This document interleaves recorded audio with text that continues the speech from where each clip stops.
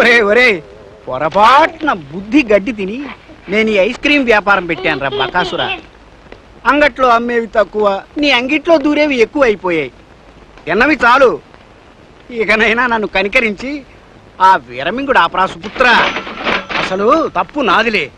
నీ కొరుకుడు పడని ఏ ఇనప సామాన్లు కొట్టో ఏ టైర్లు కొట్టో పెట్టుండాల్సింది. టైర్లు కొట్టు పెడితే ఒక్కొక్క టైర్ అమ్ముకుని ఐస్ క్రీమ్ కొనుక్కొని తింటాను నాన్న. రామా రామా, పొద్దున్నే ఇంట్లో 16 దోశలు తిన్నావు. 18. అదే 18. పక్క రెస్టారెంట్ లోకి వెళ్ళి 8 గ్లాసులు ఆరెంజ్ జ్యూస్ తాగావు. 10. అది మాత్రం మహాబాగా గుర్తు. షాపులో కూర్చుని ఇప్పటికి 6 ఐస్ క్రీములు తిన్నావు. ఇక చాలు ఆపరా. ఆ ఒంట్లో ఉన్న 320 కిలోలు నా ఐస్ క్రీమ్ బరివే కదరా. అన్ని కిలోల ఐస్ క్రీమ్ అమ్ముకుని ఉంటే ఈ పాటికి చిన్న ఇల్లు కొనుక్కునేవాళ్ళం. చచ్చి ఏ లోకానుందో మీ అమ్మ హిడింబి అది బతికుంటే మీ ఇద్దరిని మేపడానికి నేను నడిబజార్లో అడుక్కోవలసి వచ్చేది. రే రే రే రే, ఇక చాలు. ఇవాళకి షాపు కట్టేశాను. No sales. పద ఇంటికి పోదాం. ఇంటికి వెళ్ళి అన్నం తిందాం నాన్న. అలాగే నాన్న. ఇంటికి వెళ్ళగానే ఓ 20 కిలోలు అన్నం మింగుదాం. ఇంకా వేరే పనే ఉంది మనకి. హలో రామారావారా, రండి.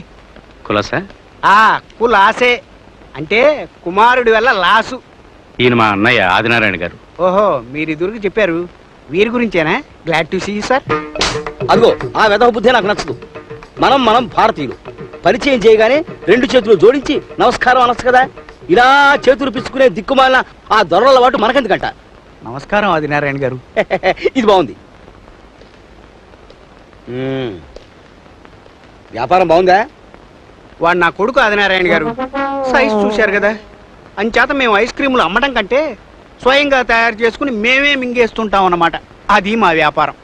మా అన్నయ్య రేపు కొత్త ఇంట్లోకి వెళ్ళాలనుకుంటున్నాడండి. ఏ టైం బాగుందో కొద్దిగా చూసి చెప్తారా? అలాగే.